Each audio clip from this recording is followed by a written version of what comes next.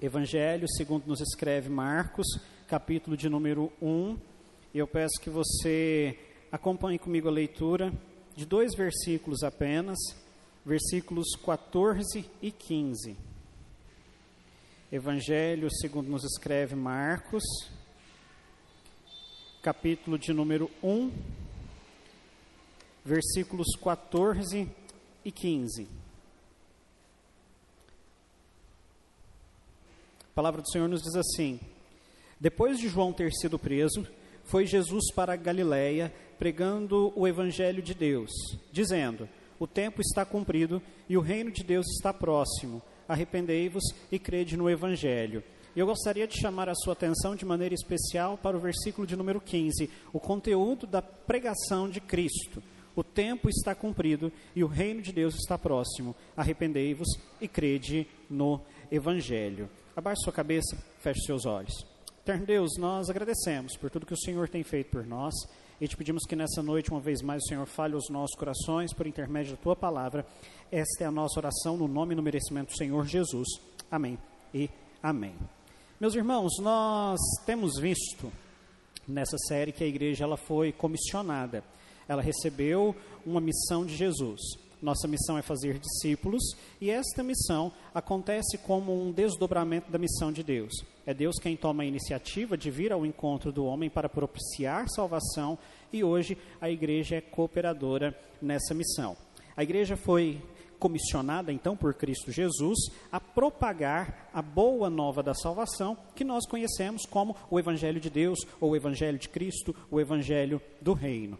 A mensagem que nós devemos anunciar na pregação desse Evangelho não é uma mensagem distinta, uma mensagem diferente daquela que foi pregada ao mundo antigo por homens como Isaías, Ageu, João Batista, pelo próprio Senhor Jesus Cristo, por Paulo e por todos os apóstolos. Não, a mensagem em suma é a mesma.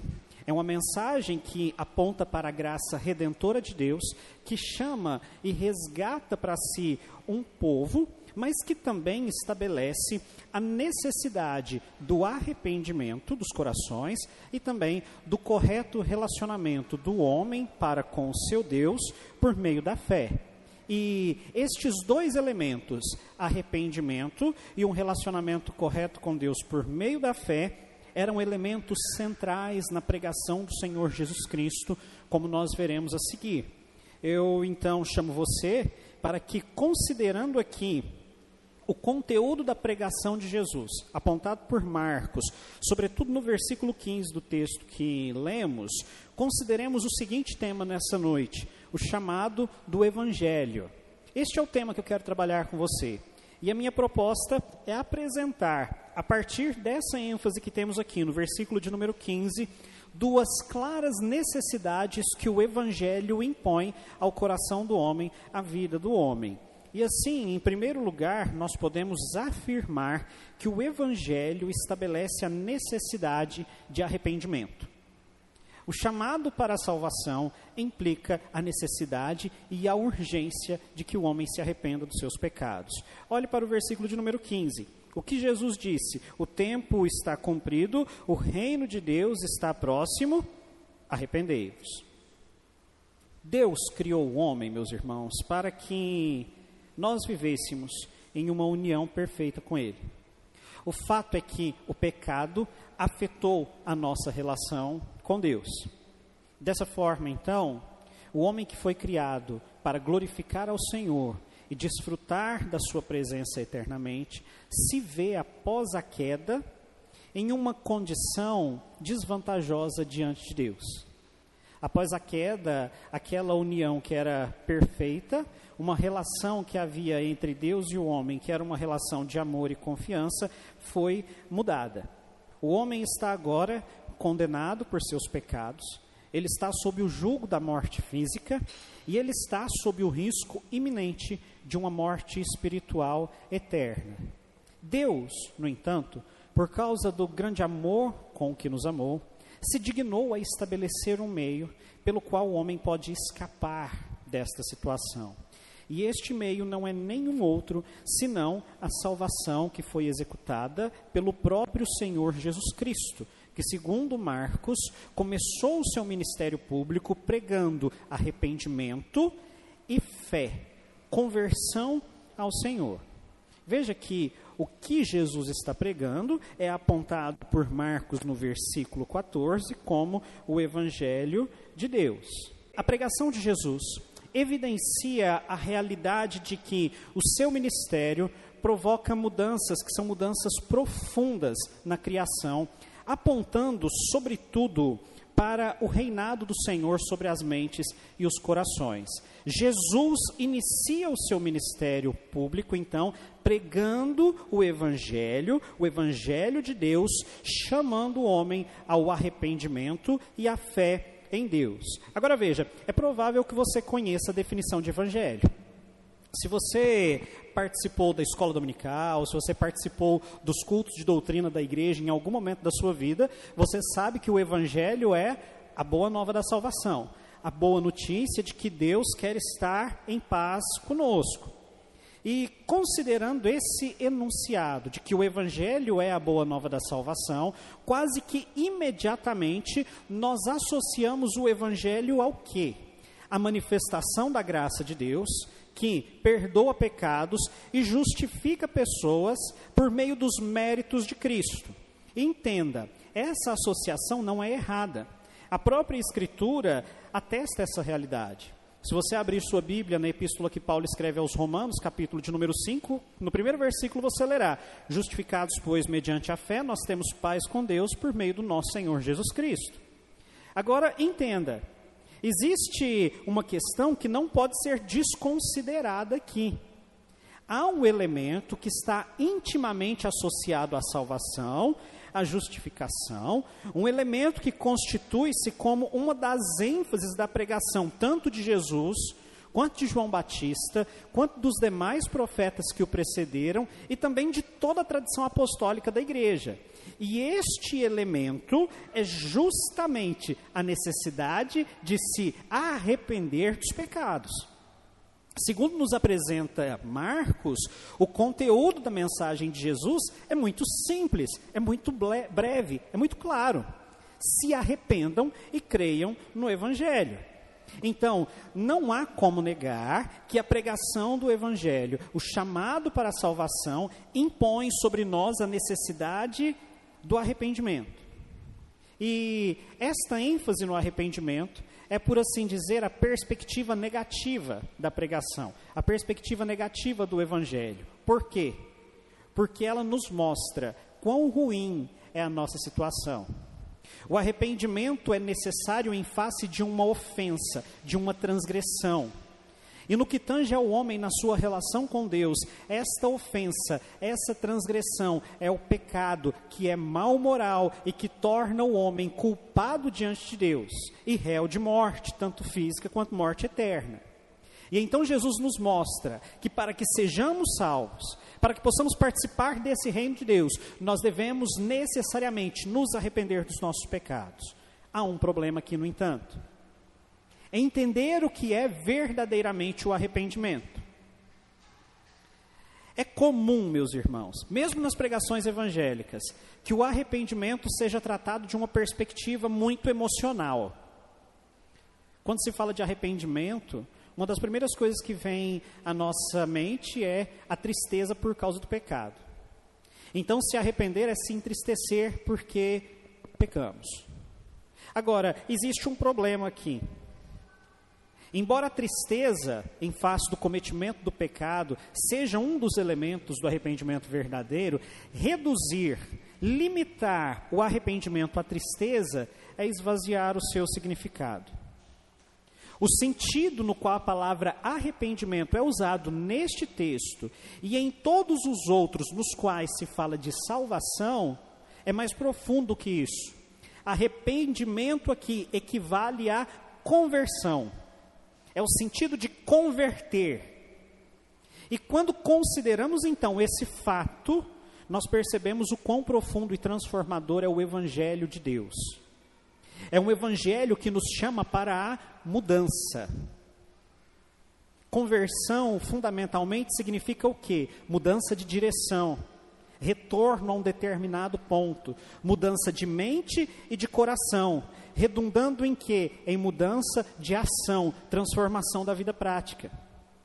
Então, quando o Evangelho impõe sobre nós a urgência do arrependimento, ele está nos dizendo que é necessário que cada um de nós, uma vez confrontados por esta mensagem e respaldados na graça de Deus, reconheçamos que o nosso pecado é mau. E nós reconheçamos que o nosso pecado é moralmente imundo. Que os nossos pecados são odiosos diante de Deus. Esse reconhecimento é seguido pela tristeza, mas não para por aí.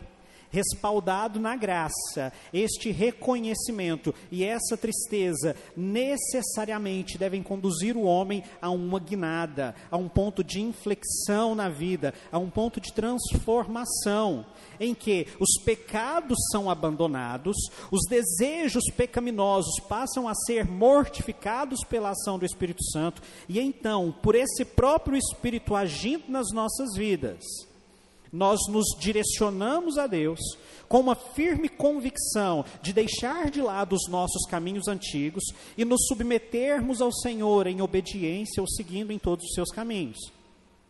Podemos colocar isso em termos mais simples. O Evangelho que nós ouvimos e o Evangelho que nós fomos comissionados a pregar para que novos discípulos de Cristo sejam feitos, requer do homem que ele, firmado na graça de Deus, se decida firme e sinceramente a romper com o seu passado de pecado, se submetendo e se dedicando ao Senhor e uma nova vida. Este é o Evangelho que nós ouvimos e que transformou o nosso viver, e este é o Evangelho que nós fomos comissionados a pregar. E aqui nós precisamos fazer uma aplicação. No passado, Deus falou por meio dos profetas. E esses homens santos, que foram inspirados por Deus, proclamaram a mensagem que é a mensagem de Deus. Eles não aliviaram a mensagem, eles não escolheram aquilo que deveriam falar. O problema é que hoje, até mesmo no meio evangélico, o compromisso com a pregação do Evangelho está em descrédito. Não há duas expressões que foram mais usadas no decorrer da história da igreja por pregadores fiéis do que se arrependam e creiam em Cristo para que vocês sejam salvos. Agora, o problema é que falar sobre arrependimento nos nossos dias não parece ser uma boa. Não parece estar em questão. Por quê? Porque nós vivemos em um tempo de relativismo moral, um tempo de relativismo cultural. E o arrependimento supostamente não é mais necessário. Por quê? O arrependimento só é necessário quando existe uma transgressão, um mau comportamento. E no nosso mundo, em que todas as coisas são voláteis, nem tudo é sobre certo e errado, porque os absolutos morais não são mais tão absolutos assim. Sabe qual é o problema? Isso influencia negativamente a missão da igreja. Em muitos lugares hoje é vendido um evangelho água com açúcar. Um evangelho que é feito para satisfazer os desejos daquele que ouve. Há uma hipervalorização da graça de Deus. Pregamos apenas a graça, mas a graça é apenas uma face do evangelho. Antes de anunciar a graça, antes de conhecer a graça, uma pessoa precisa saber que ela necessita da graça. E ela só vai entender que ela necessita da graça se ela compreender que o seu pecado é ruim, que o seu pecado é odioso e que ela está em risco de condenação. Então, antes de anunciar a graça de Deus, precisamos tornar os homens conscientes do seu pecado e da consequência do pecado. Veja o que Jesus pregou: se arrependam. Nós não podemos aliviar a mensagem do Evangelho, porque esta mensagem é a mensagem de Deus, e ela proclama a urgência do arrependimento. Em um mundo em que todas as coisas são praticamente permitidas, nós devemos dar nomes aos bois. Adultério é pecado, mentira é pecado, fofoca é pecado. O pecado precisa ser tratado como tal. As pessoas precisam entender que são pecadoras. E é função da igreja agir como bastião da verdade do Evangelho, que é a mensagem de Deus, e pregar essa mensagem que denuncia o pecado, que confronta o pecado e que ordena ao homem se arrependa e creia no Evangelho para que você seja salvo. Nada menos que isso, meus irmãos, garantirá que a missão da igreja seja eficaz. Nada menos que isso será eficaz para a salvação de outras pessoas. Então a pregação do Evangelho, em primeiro lugar, ela impõe sobre o homem a necessidade de arrependimento. Mas em segundo lugar, o Evangelho estabelece a necessidade de crer em Cristo. A pregação de Jesus, arrependei-vos e crede no Evangelho. E aqui nós temos a perspectiva positiva do Evangelho. Se a perspectiva negativa mostra a nossa condição de pecado e o perigo disso, agora, na sua perspectiva positiva, quando a pregação nos convida para crer no Evangelho para a salvação, ela nos mostra que existe uma saída para a condição de pecado. A nossa relação com Deus foi afetada pelo pecado. Existe um abismo agora entre o homem e Deus, na condição de pecado. Há necessidade de um mediador que restabeleça a ligação entre criatura e Criador. E esse mediador, afirma as Escrituras, é o Deus Filho, Jesus. Jesus não é apenas o conteúdo do Evangelho, ele é a encarnação do Evangelho. E para que o homem seja salvo, ele necessita crer exclusivamente nele. Olha o que Jesus diz: crede no Evangelho. E assim como se arrepender é uma ordem, crer no Evangelho também é uma ordem. Crer no Evangelho, meus irmãos, é colocar a fé no Evangelho, é ter confiança no Evangelho. O conceito de crer no Antigo Testamento se estabelece numa visão teocêntrica.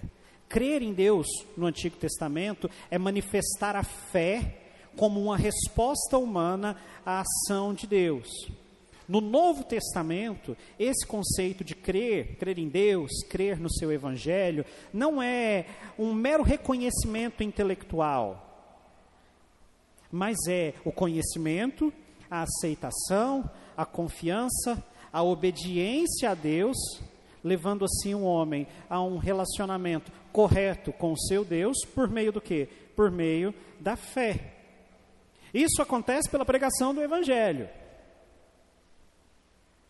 E uma vez que Cristo é o cerne, a encarnação e o cumprimento do Evangelho, quando Jesus prega, quando a Escritura insiste, crede no Evangelho, nós entendemos que essa ordem é para que nós creiamos em Cristo. E aqui mais uma vez eu preciso bater nessa tecla, que crer no Evangelho, crer em Cristo, não é um assentimento intelectual, não é uma conclusão lógica, Jesus é verdade, o Evangelho é verdade, não. Entenda, o intelecto é importante. O intelecto ele é renovado em ocasião da salvação e ele se submete a Deus. Quando nós somos restaurados pela ação do Espírito Santo, a nossa razão, ela passa a ser uma razão humilhada, uma razão que crê, uma razão que se submete a Jesus. No entanto, meus irmãos, crer é muito mais do que intelecto.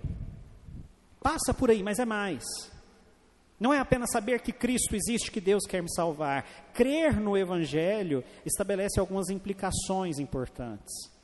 Crer em Cristo, meus irmãos, ter uma fé verdadeira, não é apenas saber de algo, não é saber que Deus existe, que Cristo existe. A fé verdadeira não é somente o conhecimento certo, mas é um conhecimento certo que nos leva a sustentar, acreditando que de fato é verdade tudo aquilo que Deus nos revelou na sua palavra. É o conhecimento certo que nos leva a confiar, pela ação do Espírito Santo no nosso coração, de que há um caminho para a salvação e esse caminho é Cristo e Cristo somente.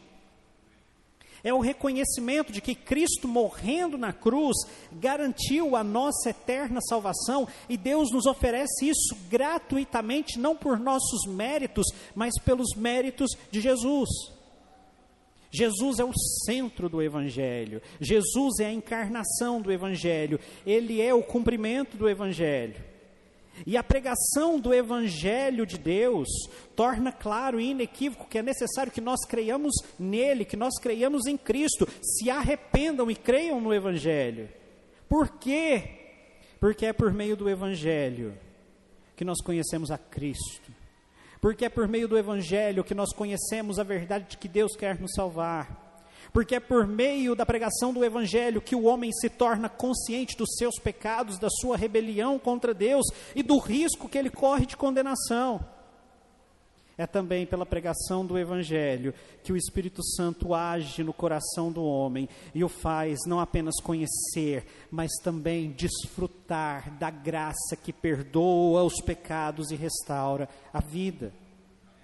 O Cristo, meus irmãos, que foi anunciado pelo Evangelho, o Cristo que é o cumprimento e a encarnação do Evangelho, é o único caminho para que o homem chegue a Deus. Ele deve ser crido e deve ser obedecido. É imperioso, meus irmãos, para a salvação, que o homem, pela fé, creia em Cristo, viva em Cristo, por Cristo e para Cristo. E aqui nós precisamos fazer uma outra aplicação. Nós vivemos em uma época humanista. O homem acredita ser aquilo que há de melhor e de mais importante. O homem vê a si mesmo como a medida de todas as coisas. Não é raro que encontremos pessoas que acreditem que, por serem boas aos seus próprios olhos, Deus as receberá na eternidade de braços abertos, para uma vida feliz na sua presença. Aqueles que creem em si mesmos, nas suas boas ações, estão tristemente enganados. Não existem méritos no ser humano, não há boas ações, não há boa vontade que justifique qualquer pessoa diante de Deus. Aqueles que pensam dessa forma estão sob risco iminente de uma morte eterna, de uma eternidade no inferno. E aqui reside a importância da missão da igreja. Aqui reside a importância de você assumir a sua responsabilidade como um arauto desse Evangelho. A igreja foi comissionada, meus irmãos, a propagar a fé, a fazer discípulos. E veja, fazer discípulos. Discípulos não nascem prontos, eles precisam ser forjados. E eles serão forjados por meio da pregação deste Evangelho, que confronta pecados, que chama pecadores ao arrependimento e promete restauração, vida e paz em Cristo Jesus. É necessário que você pregue esse Evangelho a outras pessoas.